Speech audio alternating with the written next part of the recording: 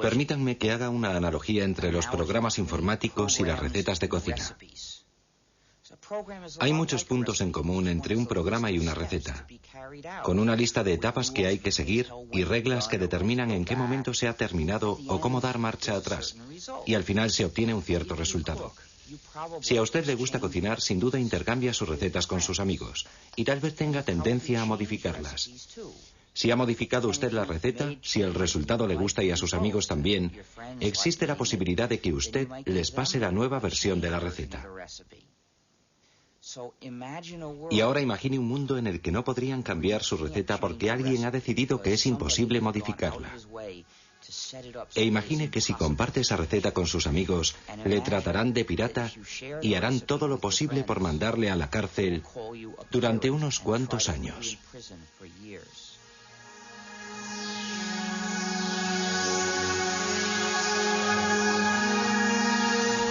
Código Linux.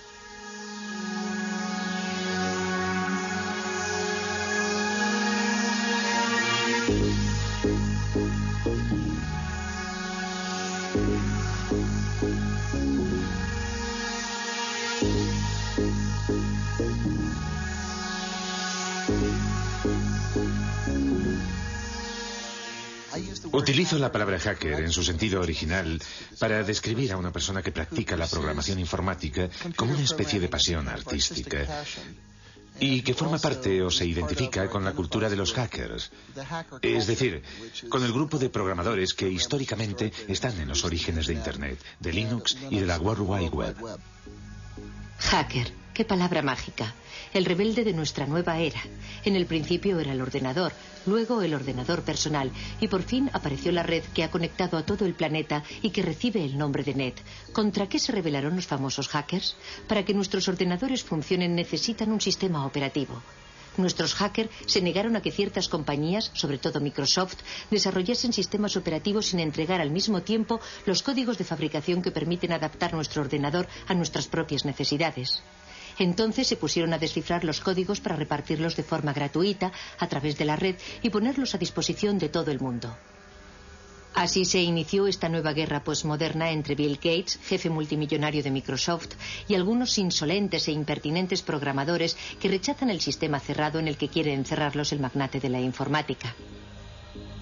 Un pequeño genio de Finlandia lanzó a la red un nuevo sistema operativo para ordenadores y un ejército de programadores del mundo entero trabajó con él para hacer evolucionar y dar una salida a este sistema que compite de frente con Microsoft y que recibe el nombre de Linux. Linus Torvalds ha creado un sistema informático que ha cogido por sorpresa a toda la industria. Linux, un sistema operativo que hoy se utiliza en 8 millones de ordenadores del mundo entero. La revista Wired considera a este hombre joven como el nuevo chamán de Bin Minen y declara que su sistema operativo Linux es el producto más magnífico de Internet. El hecho de que Torvalds distribuya Linux de forma gratuita y revele su código fuente le ha convertido casi en un personaje de culto. Linus Torvalds, genio de la informática, sueña con derrotar a Bill Gates de Microsoft. ¿Será de verdad posible? Algunos dicen que Linus Torvalds ha realizado un milagro.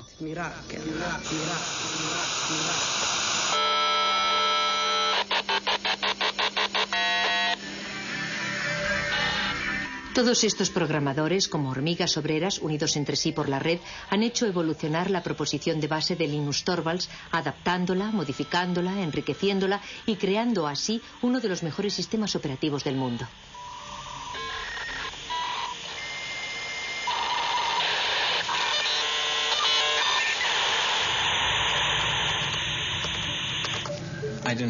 Yo no quería que ningún otro hiciese lo mismo que yo, que tratase de encontrar algo parecido a Linux. Me dije, tal vez otro estudiante de informática necesita un sistema operativo y de esta forma no arrancará de cero.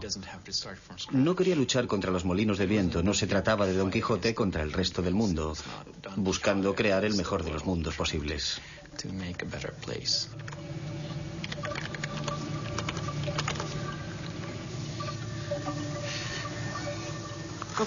¿Tienes hambre, Randy? Prefiero trabajar con la gente por el correo electrónico a hacerlo cara a cara. Cuando estás delante de una persona tiendes a entrar en todas las discusiones típicas de las reuniones y a perderte en detalles que sobre todo no deberían tener importancia. Cuando te comunicas por email en general te tomas un tiempo para reflexionar antes de enviar tu respuesta.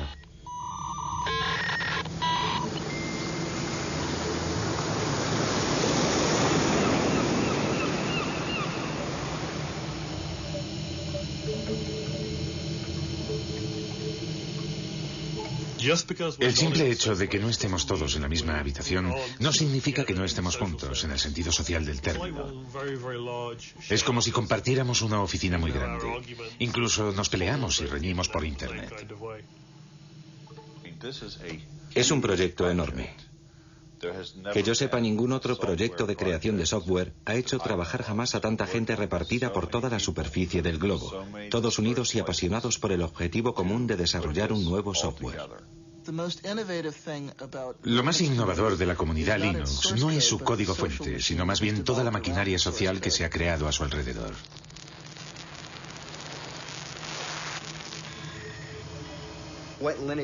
Para explicar lo que es Linux, empezaría por decir que cada ordenador es diferente, cada lector de disquetes es diferente, cada disco duro es diferente, cada controlador de vídeo es diferente y Linux es el sistema que sabe lo que hay que hacer para que todos esos componentes del ordenador ejecuten una tarea simple como borrar el documento o leer el archivo que hay en este disquete o dibujar esta imagen en la pantalla.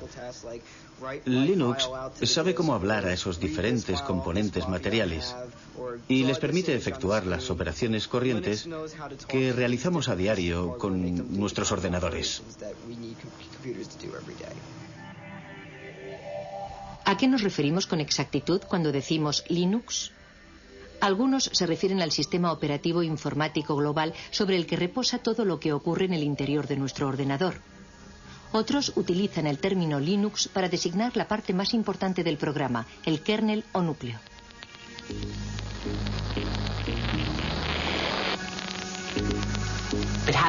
Hay que remontarse a la persona gracias a la que empezó todo, que utilizó Internet para crear una comunidad de individuos en la que todos tenían la sensación de que su contribución era válida.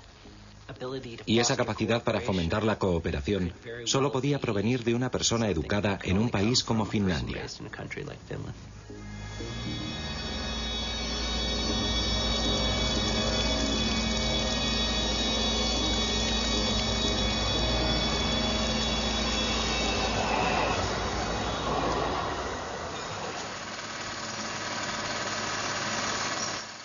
...1969 fue un año fantástico.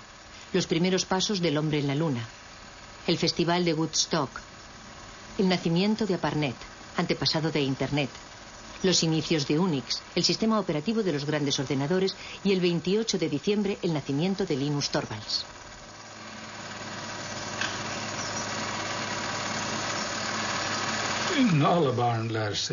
Todos los niños aprenden, sobre todo jugando. Por eso fue de verdad muy importante que Linus entrase en el mundo de la informática en un momento en el que los ordenadores todavía eran muy simples.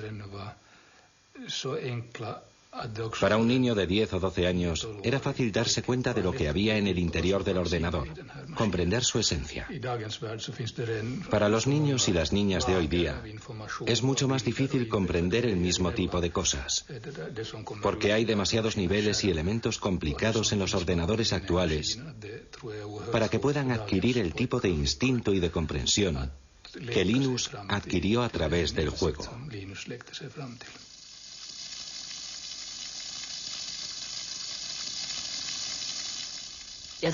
Fue como un flechazo inmediato, tanto para su padre como para Linus. Los dos estaban excitadísimos, como unos niños, ante la idea de probar las posibilidades del Big 20. El lugar en el que Linus desarrolló Linux ya no existe. Ese cuarto existía antes de que tiráramos los tabiques. Aquí había una pared que seguía hasta un poco más lejos. Y allí había otra pared. Más o menos aquí, donde hoy está el sofá, estaban la mesa de trabajo y los ordenadores de Linus. Yo diría que lo que más ha cambiado en él es que se ha convertido en una especie de gurú de la resistencia. Sabe de verdad cómo cautivar a su público, lo que supone un cambio radical respecto a cómo era antes, porque era más bien tímido e introvertido. Y por regla general nunca tenía iniciativas propias, sino que dependía más bien de lo que proponían sus amigos.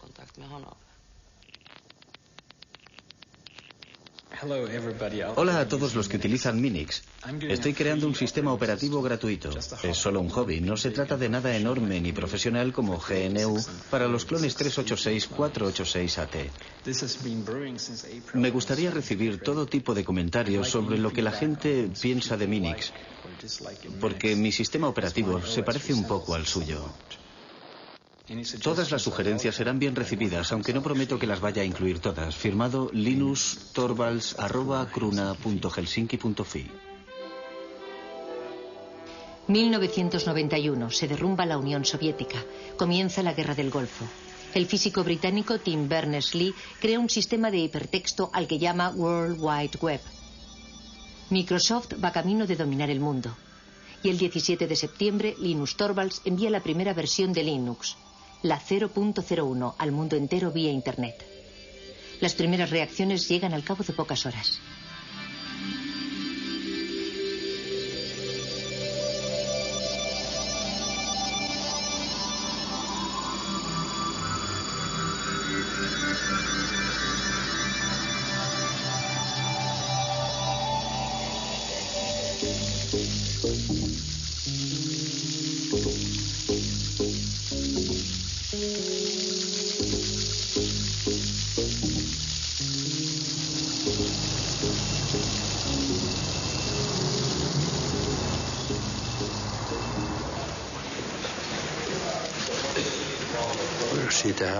Empezamos a oír hablar de ese programa en la cafetería y decían que había empezado a ser distribuido por Internet.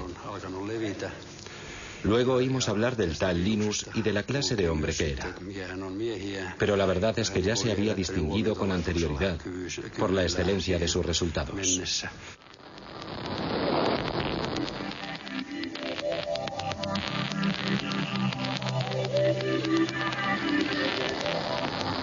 Linus Torvalds creó Linux a partir del sistema operativo Unix. Ken Thompson y Dennis Ritchie, de los laboratorios AT&T Bell, habían realizado la primera versión del sistema operativo de Unix en 1969. Unix era de libre acceso y se hizo muy popular en el medio universitario. Su filosofía se basaba en dos conceptos. En primer lugar, que todo es un archivo. Y en segundo lugar, que cuando creas un programa escribes cosas que cumplen una sola finalidad, pero que la cumplen bien.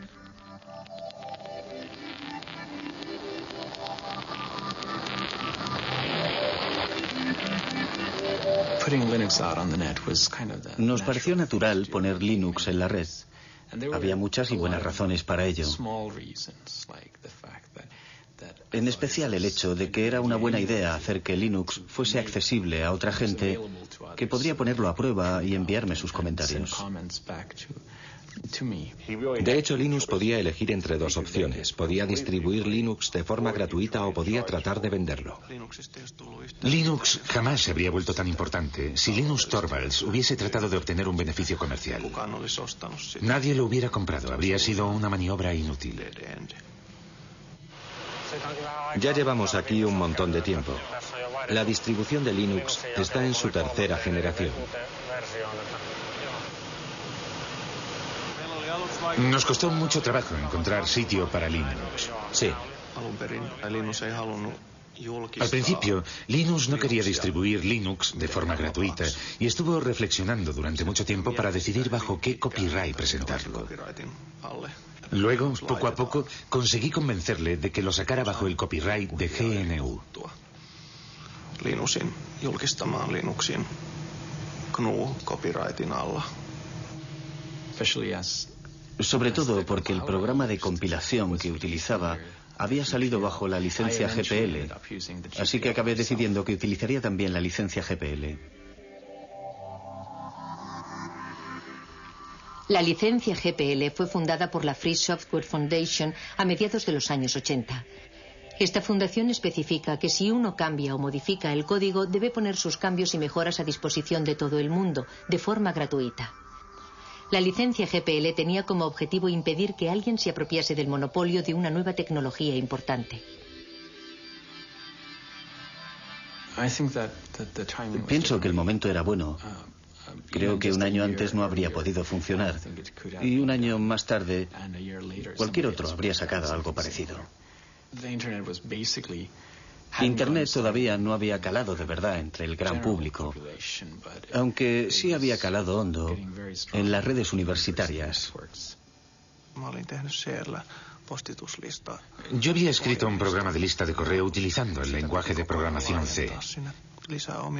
Tenía que desarrollarlo y añadirle funciones, porque muy pronto hubo miles de personas interesadas en él. Me llevé una sorpresa enorme de que las cosas funcionaran en progresión geométrica. 1 millar de usuarios se transformaba al día siguiente en 2000 y al otro día ya tenías 4000 usuarios. Sin Internet, el desarrollo de Linux habría sido como querer jugar al ajedrez por correo.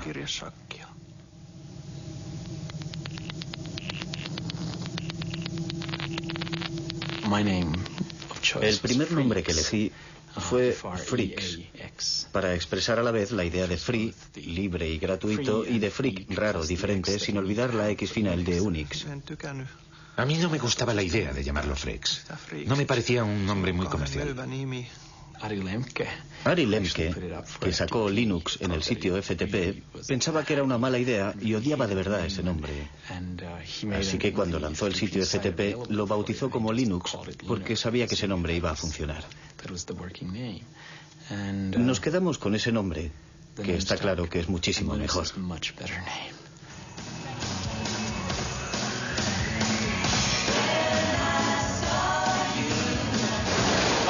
Vaya, hoy parece que tenemos un buen montón de geeks y nerds entre nosotros.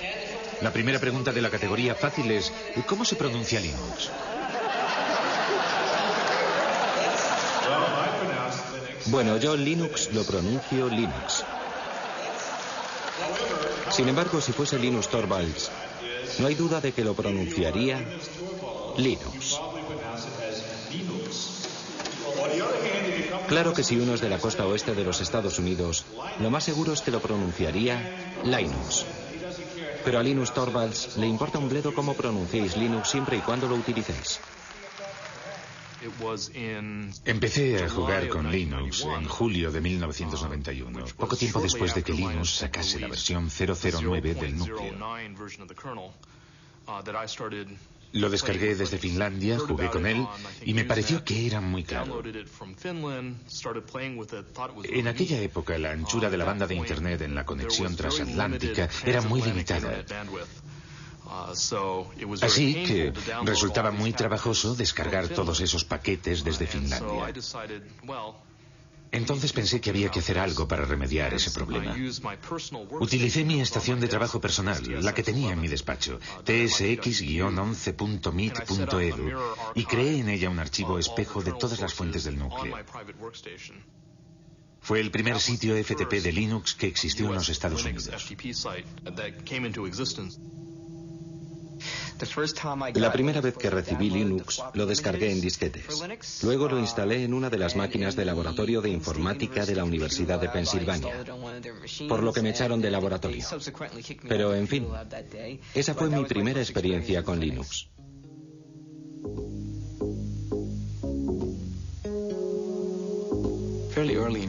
Bastante pronto, en 1992, cuando había 50 o 100 usuarios, me di cuenta de que ya no conocía a nadie.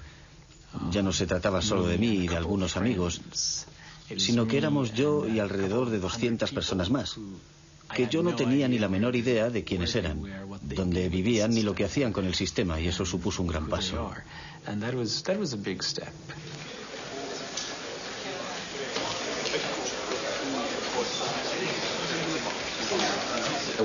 En 1994 el lanzamiento de la versión 1.0 fue muy importante y significó mucho para mí porque había supuesto muchísimo trabajo. Supuso sin lugar a dudas un hito en la utilización comercial de Linux. Antes de la versión 1.0 era realmente muy difícil utilizar Linux con fines comerciales. Les doy la bienvenida al lanzamiento del sistema operativo Linux. Al principio, Linux fue desarrollado para Unix, en especial para un contexto universitario, porque si bien existe una versión para ordenadores personales, su precio es muy elevado.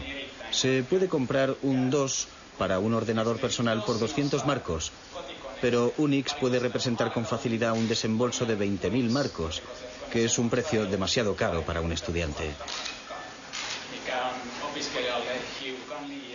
Vayan a una tienda de informática y pregunten si tienen el SCU Unix y les contestarán que si están locos. Porque la verdad es que es mucho más sencillo hacérselo uno mismo.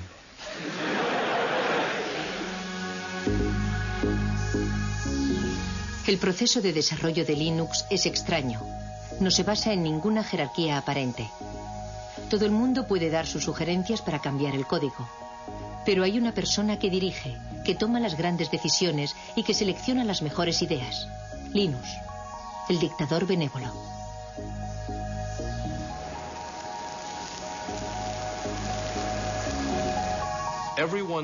Todo el mundo sabía que ese grupo de trabajo necesitaba un jefe. Y Linus era el líder ideal, porque fue quien creó el núcleo de Linux y porque tiene grandes cualidades para el liderazgo. Sin embargo, en la vida real es bastante humilde y jamás se atribuye un mérito que no le corresponde.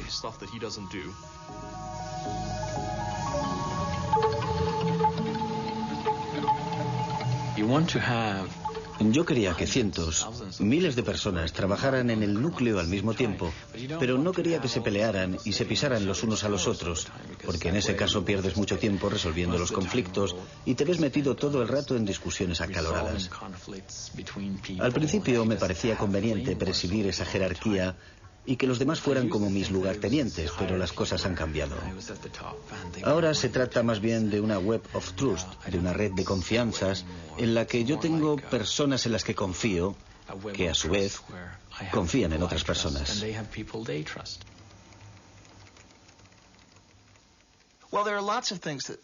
A los que desarrollan los sistemas les motivan muchas cosas, como el orgullo artístico, la satisfacción del trabajo bien hecho, casi artesano, el sentimiento idealista de formar parte de algo más importante y más grande que uno mismo, el deseo de ayudar a la gente y de encontrar soluciones a los problemas.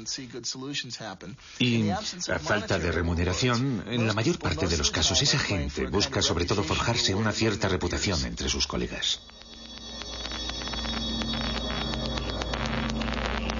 Uno de los puntos fuertes del desarrollo de Linux es que casi todos los creadores de software pueden ser contactados directamente por correo electrónico. Tetsu jugó un papel fundamental en la difusión de Linux en los Estados Unidos.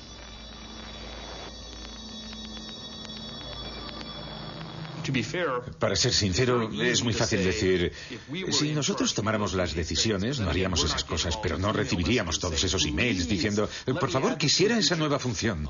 De modo que no sé lo que haría si de verdad estuviese a cargo de todo. Dave Miller estudia los cambios que los programadores desean aportar al kernel, al núcleo del sistema. Actúa como intermediario entre los programadores del mundo entero y el rey Linus.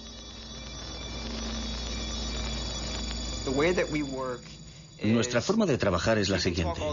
Puedes hablar durante todo el día de una gran idea o de una solución genial, pero tienes que proponernos algo.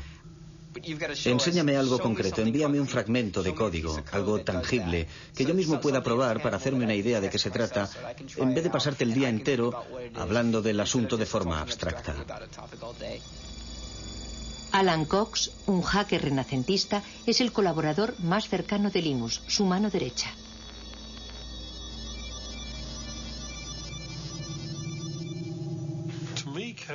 Para mí el código presenta muchas similitudes con la poesía, por ejemplo, o con ciertos tipos de literatura.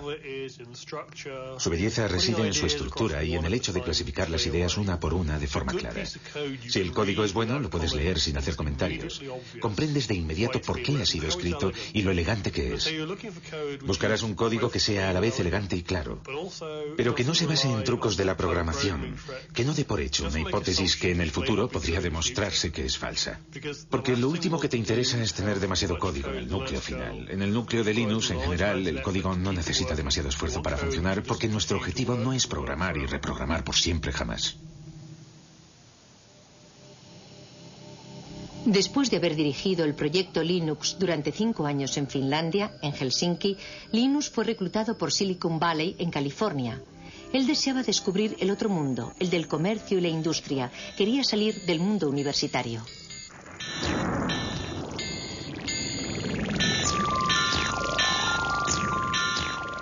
Usted es una figura poco ortodoxa dentro del universo de Silicon Valley. ¿Qué van a hacer con usted? ¿No corre el riesgo de dejarse llevar por el aspecto comercial y enloquecido del lugar?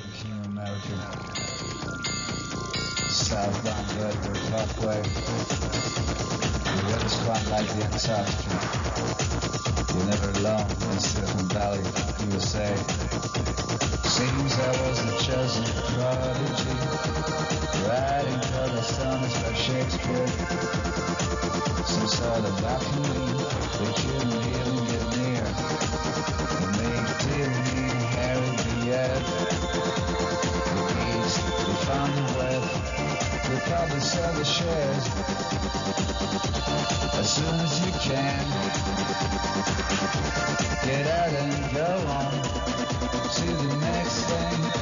Retire young, could have been the king of America. The weather's quite like the Antarctica. Southbound Bellevue Parkway. Linus empezó a trabajar para la compañía Transmeta, la empresa misteriosa que se negó durante muchos años a revelar sus actividades. Se sabía, sin embargo, que trabajaba con un código fuente cerrado, siguiendo el ejemplo de Microsoft. ¿Habría cambiado Linus de bando? El mundo de los negocios tiene leyes extrañas. Al mismo tiempo que trabajaba para Transmeta, Linus podía seguir desarrollando su propio software con permiso de sus jefes. Hicieron todo lo que pudieron para obligarme a ser la imagen de Linux y de la comunidad open source en su conjunto. A pesar de que no había sido yo el que había tenido la idea de open source.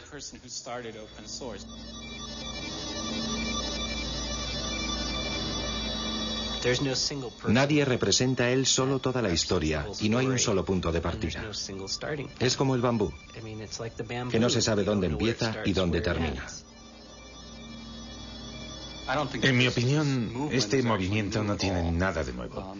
Anda flotando por ahí desde hace bastante tiempo.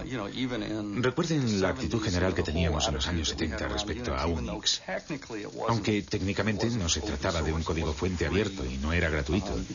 Necesitábamos a toda costa obtener la licencia de AT&T, pero en aquella época no suponía un problema porque por regla general se podían compartir las cosas de forma gratuita y libre.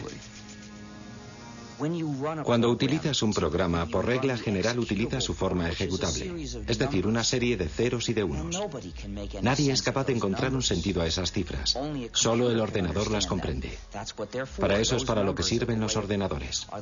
Esas cifras son la forma del programa que puede comprender el ordenador. Pero para los seres humanos resulta muy difícil saber lo que significan. Cuando desarrollamos un software, lo programamos bajo la forma de código fuente. El código fuente es una especie de álgebra.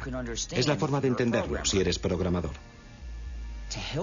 Suele haber una cantidad enorme de comentarios y de explicaciones incluidas en el código fuente para ayudar a que la gente comprenda el programa. Si solo tienes los ejecutables, es decir, lo que te proporciona Microsoft, aunque tuvieras incluso la posibilidad de introducirles cambios, no sabrías nunca qué modificaciones introducir. Es demasiado difícil. Para poder modificar un software y hacerlo más práctico y más fácil de usar, debes disponer del código fuente.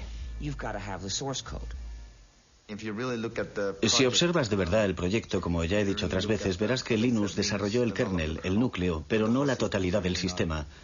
Pienso que lo más interesante de este asunto es el hecho de que Richard Stallman iniciase el movimiento. ¿Han oído hablar de Richard Stallman? Él quería que todo el mundo tuviera derecho a utilizar los softwares y a copiarlos sin infringir la ley, para hacerles cambios, para distribuirlos y para mejorarlos. Él quería dar derechos a la gente. Había decidido aniquilar el capitalismo americano corrompido de la industria informática. Y dimitió de su puesto de trabajo, pero siguió programando.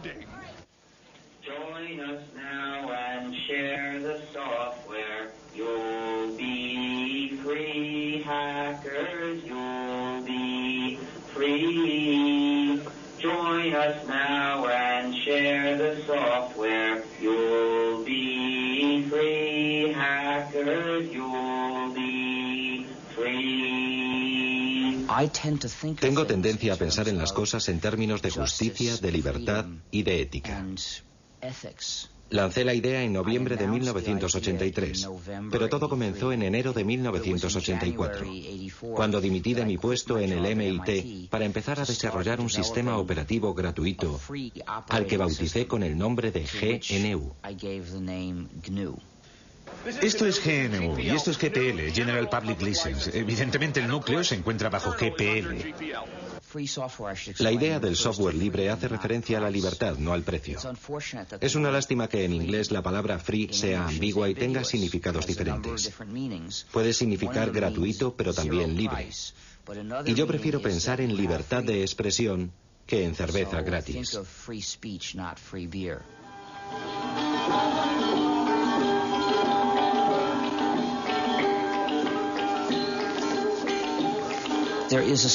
Existe una similitud entre el folclore cuando un poema o una canción se redefine o cambia de forma de un cantante a otro y la forma en que puede mejorar el software libre.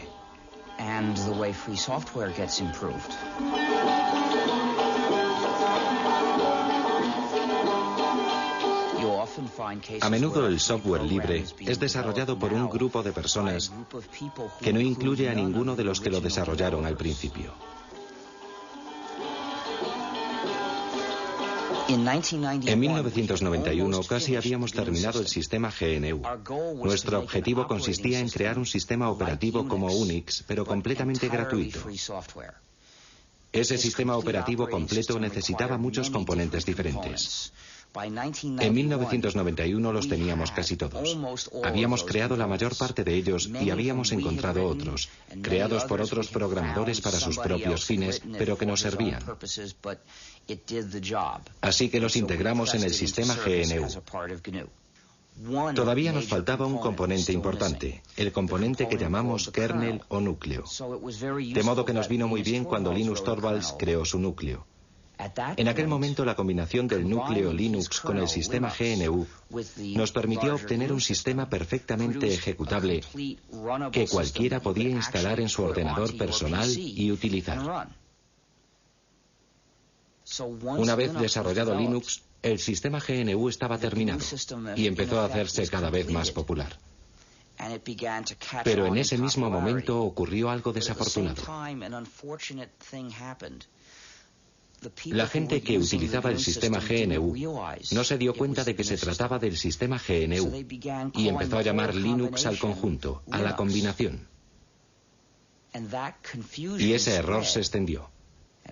A los que trabajaban en el proyecto GNU les resultaba muy difícil atraer la atención del usuario sobre esas cuestiones éticas y políticas.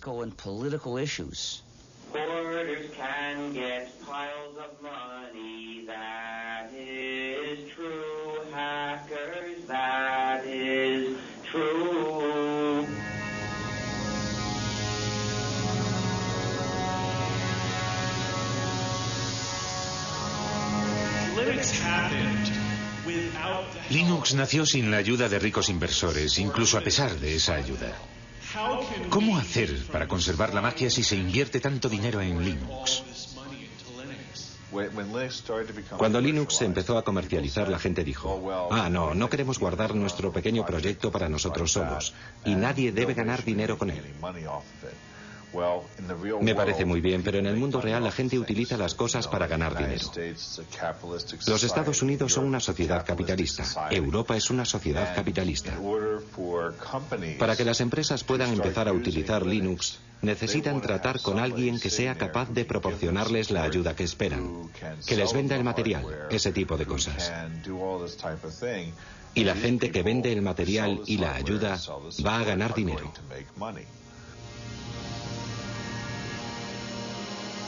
Pocos de nosotros somos hackers. En realidad, son muy pocos los que harán el esfuerzo de descargar su propia versión de Linux en Internet. Todavía son menos los que se dedicarán a tratar de mejorar el código mismo.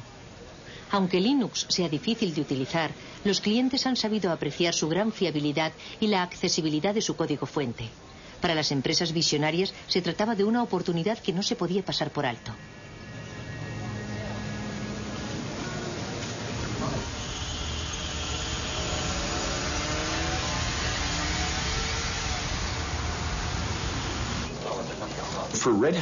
En realidad, Red Hat no buscaba un sistema operativo mejor que Microsoft o que Sun Microsystems.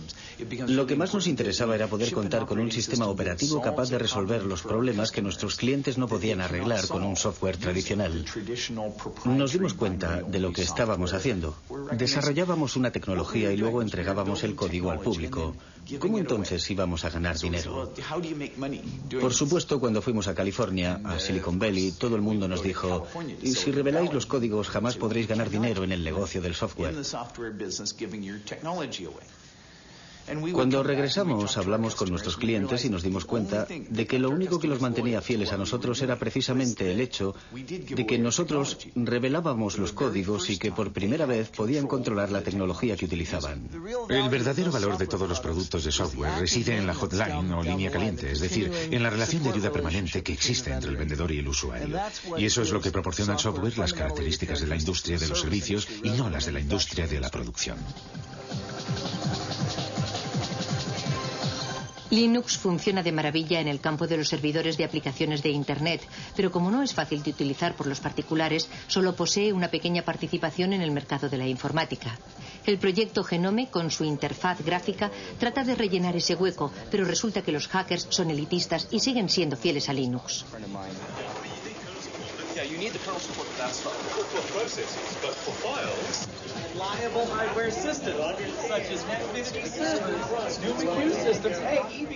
Miren quién está ahí. Es un pingüino. Hola, pingüino. Vaya, pero si es Tax. Hola, Tax. El trabajo de Linus Torvalds crea todavía más millonarios y billonarios y le está haciendo salir canas al hombre que de lejos es el más rico del mundo, Bill Gates. Microsoft utiliza un modelo muy tradicional. Producen un código fuente cerrado, lo meten en un CD y lo venden. Ellos se ocupan de todo el trabajo de desarrollo de los sistemas y todos los beneficios son para ellos. Una vez que has entrado en este negocio es muy difícil cambiar de cultura, como por ejemplo orientarse hacia un negocio de cooperación en el que los programas se utilicen para revelar el código. Es muy fácil ganar dinero con los productos cuyo código está cerrado, tengas o no una gran participación en el mercado. Por ejemplo, ahora mismo Microsoft no se siente de verdad incentivado a abrir su código, no le interesa.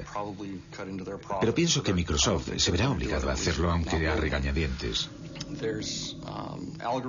A las compañías les interesa seguir siendo propietarias de ciertos algoritmos. Por ejemplo, ciertas empresas han trabajado muchísimo en los algoritmos de compresión, en especial para el streaming multimedia, y no quieren que la gente sepa cómo lo han hecho porque es justo ahí donde reside el valor de su producto.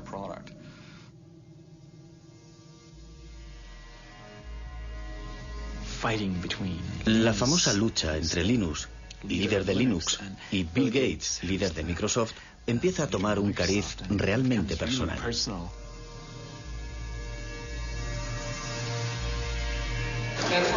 Una pregunta de la categoría rarezas. ¿A quién pertenecen estos labios? Voy a contestar yo. Son los labios de Bill Gates a punto de contar otra mentira más.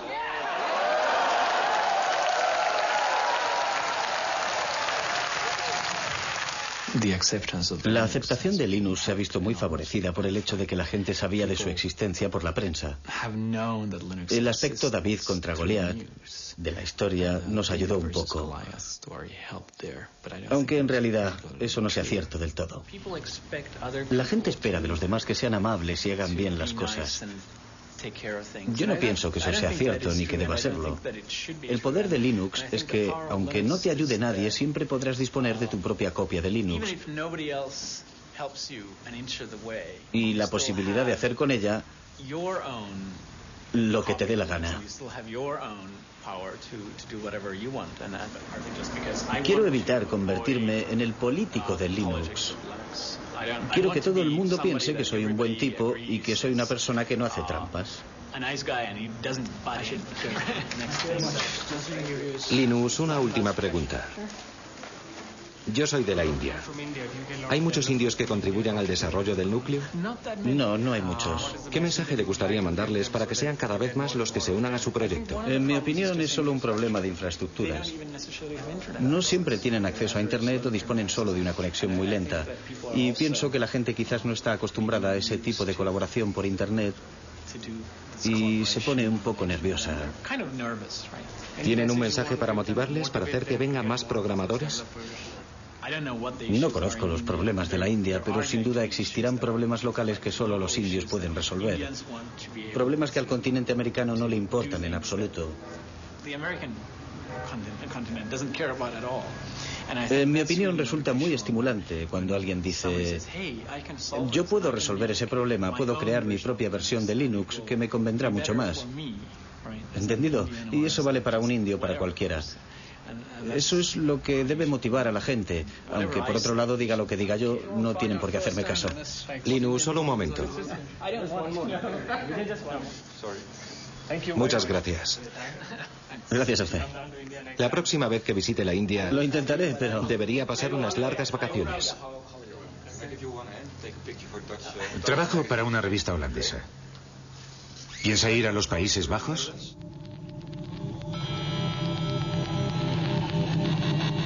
El verdadero valor de Linux puede ser otro que el de anular a Microsoft. Linux fue concebido para funcionar con ordenadores baratos y para resolver problemas corrientes.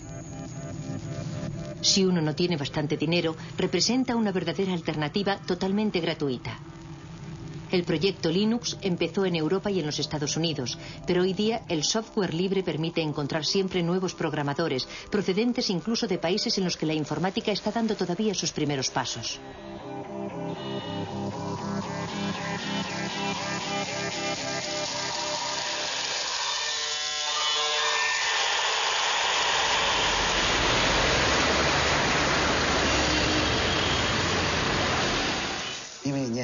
La sociedad Red Flag está especializada en la investigación, el desarrollo y la comercialización de sistemas operativos basados en Linux. Como ustedes saben, China está retrasada respecto a los países desarrollados en materia informática. La diferencia es muy grande y estamos tratando de salvarla lo más deprisa posible. Mientras tanto, debemos recurrir a la experiencia de muchos otros países. Damos una gran importancia al sistema operativo. Empezamos a desarrollar el sistema a partir de Linux, pero debido a la estricta reglamentación del mercado, fracasamos. Linux representa para nosotros una gran oportunidad, así como una buena base para formarnos en las nuevas tecnologías del mundo entero.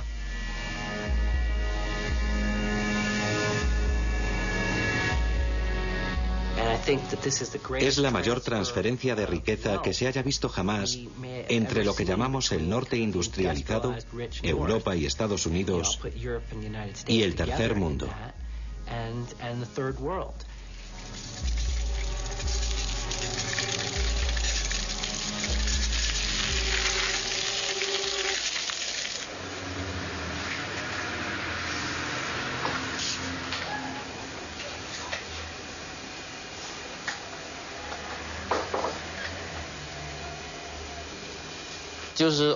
Es el código fuente abierto. Pienso que es muy importante para mucha gente.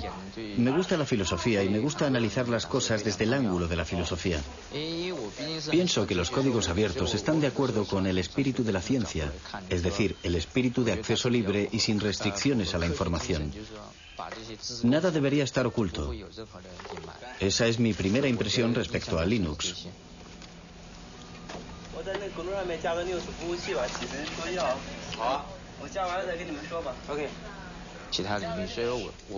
Ese espíritu se podría extender a otros campos. Nunca he pensado que debiera aplicarse únicamente al campo de la informática.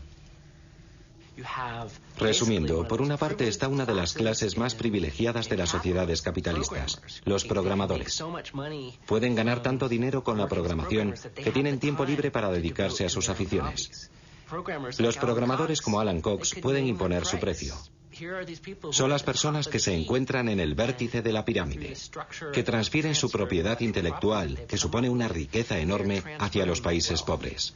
Es el socialismo en acción, aunque a los liberales les horrorice que se mencione siquiera.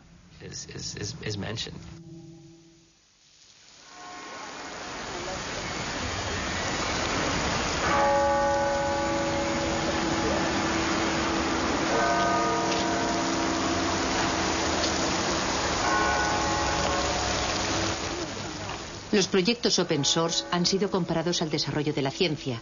La ciencia en sí misma no da dinero. Son las aplicaciones industriales de las investigaciones las que crean riqueza. Para los hackers, partidarios de la open source, el desarrollo de Linux ha sido siempre un proyecto voluntario de tipo científico, un auténtico hobby. Los expertos más valiosos de Linux acabaron por ser contratados por otras compañías.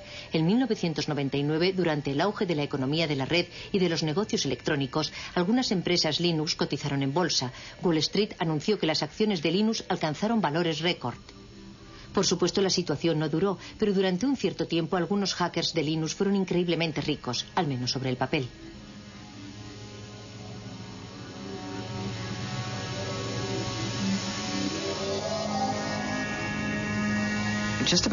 Antes de esa locura bursátil, todos los que participaban en el desarrollo del núcleo y ganaban dinero con Linux permanecieron bastante fieles a sus valores al aceptar esos puestos en nuevas empresas. La mayor parte de ellos sigue haciendo casi lo mismo que hacía antes de obtener esos empleos. Sinceramente, que yo sepa, ninguno de ellos ha perdido su libertad. Sigo leyendo a diario sugerencias para hacer modificaciones, igual que siempre, y se las paso a Linux, igual que hacía antes de que cotizáramos en bolsa. Algunos de nosotros quizás conducimos coches mejores, pero esa casi es la única diferencia, y tal vez que comemos sushi más a menudo. Algunas personas tuvieron suerte al unirse a la empresa adecuada en el momento adecuado y se las han arreglado para beneficiarse de la salida a bolsa. Algunos han ganado millones de dólares, otros miles de millones de dólares. ¿Acaso la contribución de esas personas fue más importante que la de las otras? En algunos casos invirtieron las sumas necesarias en el buen momento, pero yo pienso que se trata de un problema más general que no concierne más que a la comunidad open source, y no creo que exista una respuesta satisfactoria a esa pregunta. Una de las cosas que me gusta de Silicon Valley es su gran dinamismo.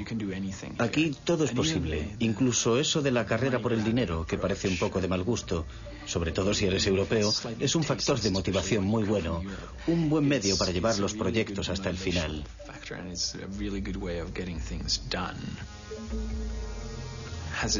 ¿Me ha hecho cambiar el hecho de vivir aquí? Supongo que sí. Ya no soy el mismo que era cuando llegué. Pero no creo que me interese más el dinero que antes.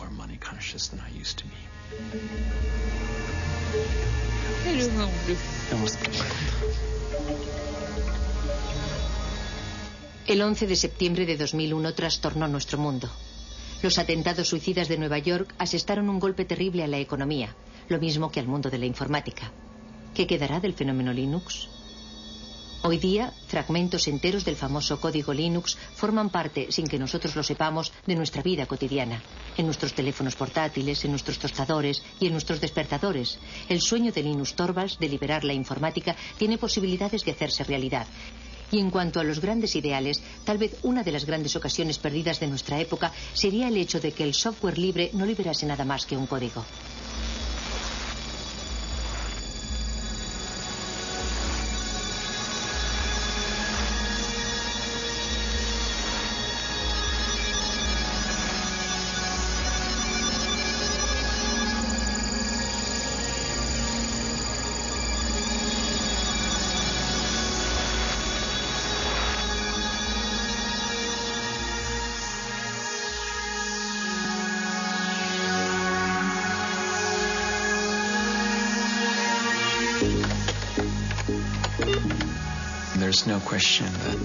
La cuestión no es saber si los progresos tecnológicos dejarán anticuado a Linux en un momento determinado. La cuestión es saber justamente cuánto tiempo va a tardar en ocurrir eso. Randy, ¿no te afiles las garras en el sofá? Pienso que uno de los poderes de open source es que en el futuro, dentro de 5, 10 o 50 años, el mejor sistema operativo del momento siempre podrá sacar partido del código fuente de Linux.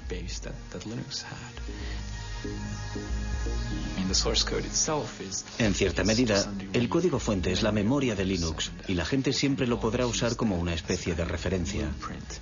Pero hay otra cosa. También existen problemas intangibles relativos al motivo de que se hicieran las cosas de una manera determinada. Yo pienso que esas cuestiones están en el aire, conmigo o sin mí.